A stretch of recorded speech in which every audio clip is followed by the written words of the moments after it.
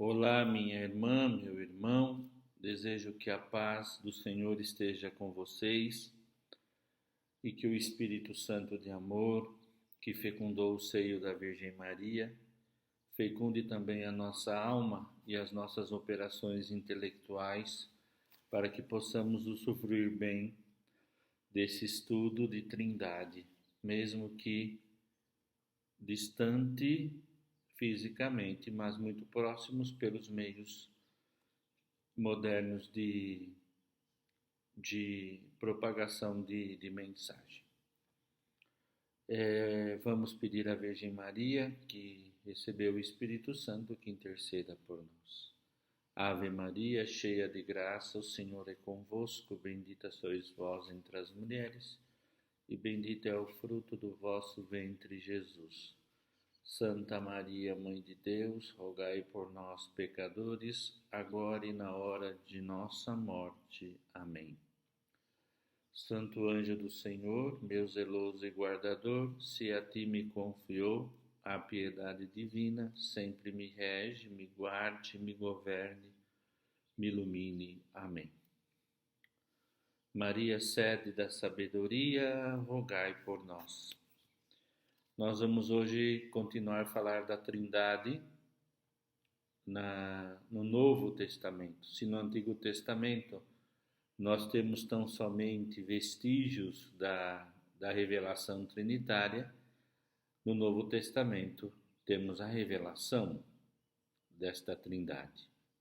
A fé em Deus no Novo Testamento é a mesma que encontramos em Israel, mas foi aprofundada através da autorrevelação do Filho de Deus e da ação do Espírito Santo. A origem trinitária da fé, a origem histórica da fé trinitária é Jesus Cristo. Como nós já temos estudado nas outras aulas, é a partir do mistério da encarnação que nós podemos ter acesso da revelação de Deus Pai, Deus Filho e Deus Espírito Santo, três pessoas em um só Deus. Jesus Cristo tem uma missão superior aos profetas e ele é o enviado do Pai. Nos Evangelhos Sinóticos, na página 61, encontramos um acento à tripersonalidade de Deus na aparição que segue o batismo de Jesus. O episódio do batismo de Jesus inaugura a sua vida pública e apresenta como uma cristofonia, na qual encontramos também a presença do Pai, a voz do Pai e do Espírito Santo sobre a forma da pomba, que oferecem o oráculo e a unção para a entronização do Messias. O que se verifica no batismo de Jesus é de suma importância para a compreensão do batismo cristão, que por ordem de Cristo se cumpre em nome do Pai, do Filho e do Espírito Santo. O batismo em nome do Pai, do Filho e do Espírito Santo, presente nos três sinóticos, então são os pontos reveladores, porque vocês sabem que em linhas gerais, podemos dizer que o batismo de Jesus é a sua consagração para a missão redentora, salvadora.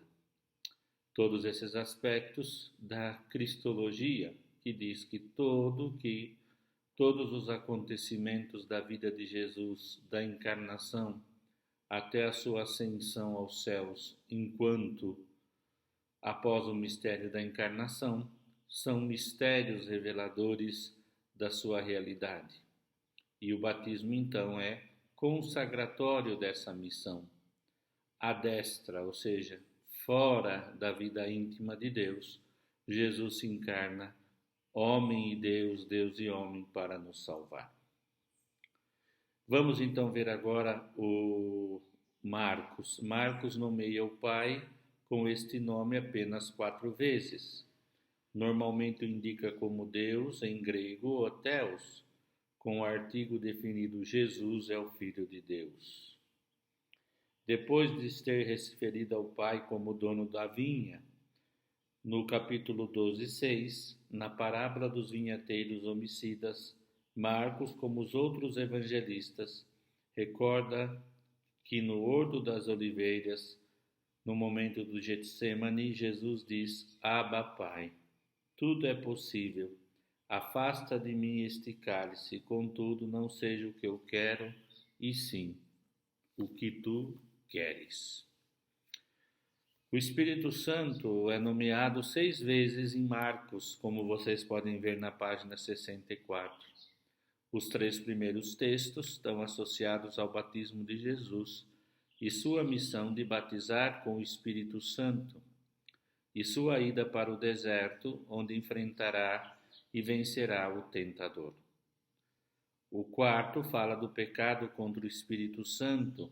O 5 se refere ao fato de que o Espírito Santo inspirou os profetas e os hagiógrafos das Escrituras, enquanto o último texto anuncia a ajuda que o Espírito Santo dará à igreja perseguida.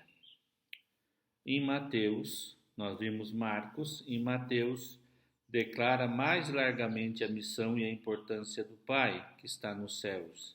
Cita o Pai no Sermão da Montanha, no capítulo 5, 6, 7, e também depois no capítulo 10, 18 e 11. A expressão que Mateus usa, o vosso Pai Celeste, aparece pela primeira vez no Sermão da Montanha, quando Jesus se refere ao amor aos inimigos, sublinhando a bondade do Pai que faz nascer o sol sobre os maus e os bons, e faz cair a chuva sobre os justos e injustos. A paternidade divina também é um convite à confiança do Pai. O homem é chamado a abandonar-se à providência. Na sua bondade, o Pai sabe dar as coisas boas a seus filhos. Mateus 6 e 11. Como o pai poderá dar uma cobra ao filho que lhe pede um ovo e etc, etc? Esse evangelista apresenta a oração ao Pai Nosso. Ela começa com as palavras, então, Pai Nosso, que nos revela um amor de Deus que quis nos oferecer por meio do seu Filho eterno, a filiação adotiva. Depois também Mateus 11, 25, 26, eu te dou graças, ó Pai, Senhor do céu e da terra, porque ocultaste estas coisas aos sábios e instruídos e as revelastes aos pequeninos. Ó Pai, porque assim foi do teu agrado. Por fim, como já dissemos, também é o único evangelista que apresenta a fórmula prescrita pelo Cristo ressuscitado. Ide por todo o mundo e pregai o Evangelho e batizai em nome do Pai, do Filho e do Espírito Santo. Mateus 28. Lucas. No que se concerne à figura do Pai, no Evangelho de Lucas, podemos destacar alguns textos importantes. Na anunciação do anjo a Nossa Senhora, na apresentação de Jesus no templo, no reencontro de Jesus no templo, a misericórdia do Pai em Lucas 6,36 e a ação de graças de Jesus ao Pai. Por exemplo, na Anunciação, Lucas fala do Pai como Senhor, do Espírito Santo que desce sobre a Virgem e de Jesus que se chama Filho de Deus. No mesmo Evangelho, Jesus é chamado de Quírios por Israel, de onde me vem esta honra de vir a mim, a mãe do meu Senhor? Lucas 2 afirma que os pais de Jesus levaram o templo para apresentá-lo e pagar o resgate do primogênito. Depois que Jesus no templo diz, por que me procuráveis? Não sabias que devia estar ocupado com as coisas do meu Pai? Nós vemos aqui mais uma vez, Lucas 2,49, quando Jesus diz isso, depois de ter sido encontrado no templo, a consagração total de Jesus a uma missão e a sua decorrente consciência. de que o seu Pai do céu é seu Abba. O texto acima revela que o tempo da salvação irrompe no mundo por meio de Jesus. Ele é ungido pelo Pai para cumprir a missão da salvação da humanidade. Lucas traduz a perfeição de Deus, muito ligado à ideia com o atributo da misericórdia. Sendo a oração de Jesus um tema muito importante no Evangelho de Lucas, não nos surpreende que Lucas nos aprende duas invocações de Jesus crucificado dirigidas ao Pai, exclusivamente neste Evangelho. Só Lucas diz, Lucas 23:34, Pai, perdoai-lhes, porque não sabem o que fazem. Pai, nas tuas mãos entrego o meu espírito. Esses textos colocam em relevo a misericórdia do Pai e a confiança filial de Jesus. Também no Evangelho da Infância, Lucas 1:2, a missão carismática do Espírito Santo é o Espírito que fecunda ao seio da Virgem Maria. É Isabel que, inspirada pelo Espírito Santo, saúda sua prima Isabel. E também a presença do Espírito em João Batista, ainda no ventre da sua mãe, se manifesta na dança. Vocês sabem que o verbo Lucas, lá em Lucas 1:44, é a criança exultou, em grego é a criança dançou de alegria. Na apresentação de Jesus no templo, o Simeão, como uma personagem, pode perceber que aquele menino é o Messias por obra do Espírito Santo. Também a profetisa Ana. Depois de ter narrado o batismo de Jesus, voltando lá em Lucas 4:18, ele diz que Jesus cumpre a sua missão graças à força do Espírito Santo. Agora, uma coisa para terminar Lucas 11:13 é muito interessante. No final do Evangelho de Lucas 11:13, retornando. Ora, se vós que sois maus sabeis dar coisas boas aos vossos filhos, quanto mais o Pai Celeste dará o Espírito Santo àqueles que lhe pedirem. Se em Mateus, Jesus disse, se vocês que são maus jamais vão dar uma cobra, um escorpião a um filho que pede um alimento. Em Lucas, a diferença é que o bem por excelência que o Pai dá na oração é o Espírito Santo. Eu vou fazer uma pequena mudança em relação ao livro do João. Ao invés de continuar aqui fazendo uma passagem rápida já em João, eu queria ver um pouquinho com vocês o Ato dos Apóstolos, que é a obra de Lucas, não é? O autor do Ato dos Apóstolos é Lucas. Vamos ver se eu acho aqui. Estou meio perdidinho. Achei.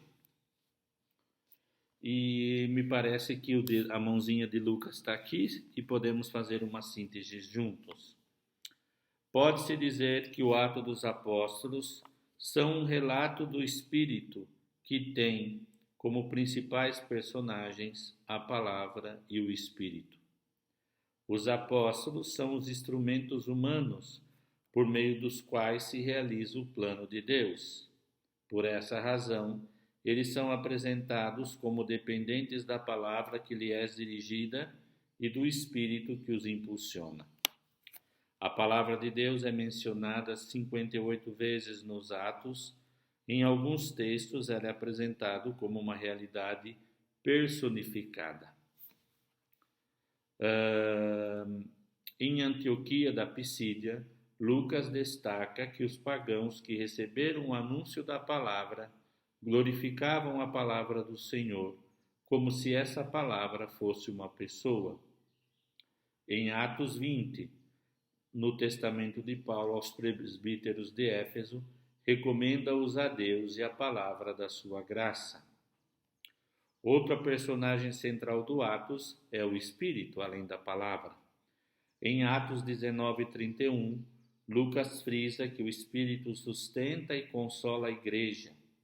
Diversos textos testemunham que o Espírito é o grande protagonista da missão eclesial, ele estimula e orienta a missão. Um exemplo notável é o caso do batismo do eunuco em Atos 8. Atos 8, 26.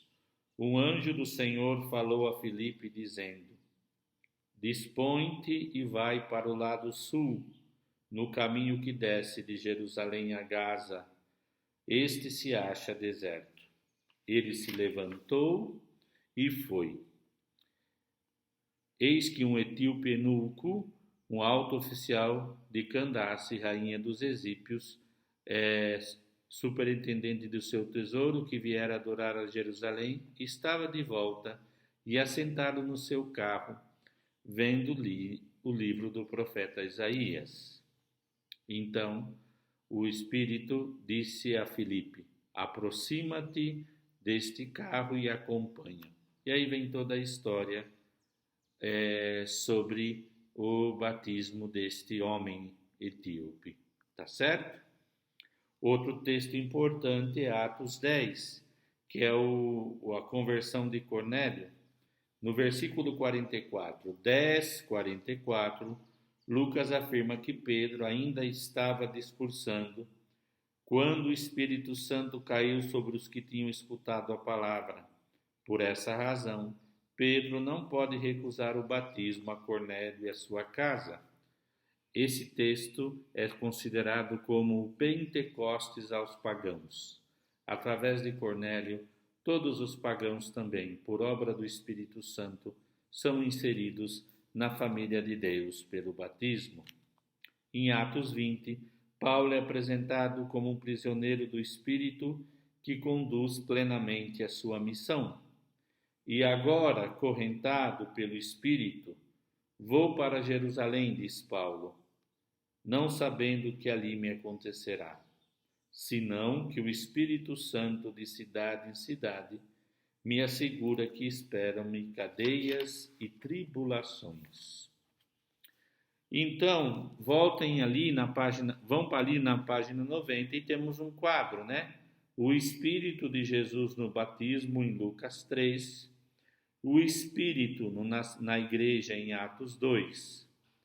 Tanto Jesus como a igreja, o Espírito Santo que aparece no batismo de Jesus e que desce na igreja em Pentecostes, é para enviar, sustentar uma missão pública, tá bom? Então, depois, continuando, o querigma petrino, Atos 2, 22, 33. Jesus o Nazareno, varão aprovado por Deus diante de vós, com milagres, prodígios e sinais, quais o próprio Deus realizou por intermédio, e assim vai todo o querigma, Atos 22, 36. Tem uma linha pneumatológica muito importante. Na página 92, o autor diz do livro: Pedro começa a afirmar de que Jesus de Nazaré foi enviado por Deus, como provam os gestos milagrosos que realizou em nome de Deus. Não obstante isso, foi morto, mas Deus o ressuscitou na sua divindade. Morte e ressurreição encontra-se presente o Pai. Depois utiliza-se o Salmo 110 e o Salmo 16 para declarar que não Davi, mas Jesus Cristo é o Senhor. O versículo 32 do discurso de Paulo, volto a citar Atos 22, 32, pode ser visto como uma espécie de refrão dos discursos missionários petrinos. Aponta para o fato de que a ressurreição de Jesus constitui numa relação única de Deus com o Pai, de modo que ele possa comunicar os fiéis ao Espírito que possui em plenitude. Bem, para finalizar essa primeira aula, essa primeira parte de aula que vou fazer em partes, Eu gostaria que vocês relacionassem, então, essa explicação que dá João Paulo com o texto de Lucas que fala ali, né, que o Espírito Santo é a coisa boa que Jesus dará àqueles que creem. Desculpe, deixa a cara aqui. Eu queria que vocês relacionassem, então, Lucas 11:13. Parece que a turma da Matutino tem o tema da reação é a Trindade em Lucas e Atos, né? Já é uma boa para preparar. Lucas 11:13. Ora, se vós que sois maus sabeis dar coisas boas aos vossos filhos, quanto mais o Pai Celestial dará o Espírito Santo àqueles que lhe pedirem. E depois, no final, aqui ver, né, o versículo 32 do discurso de Pedro. Atos 2, 22, 32. A este Jesus ressuscitou, do que todos nós somos testemunhas. Exaltado, pois, à destra de Deus, tendo recebido do Pai a promessa do Espírito Santo, derramou isto ao que vedes e ouvis. Então eu gostaria que vocês lessem esses dois textos. Lucas 11, 36 e Atos 2, 32, 33. Tá bom? Já já a gente continua. Uma pausa para uma aguinha, segundo momento da aula desta Semana Santa, né? Que nós iniciamos. Paz e bem.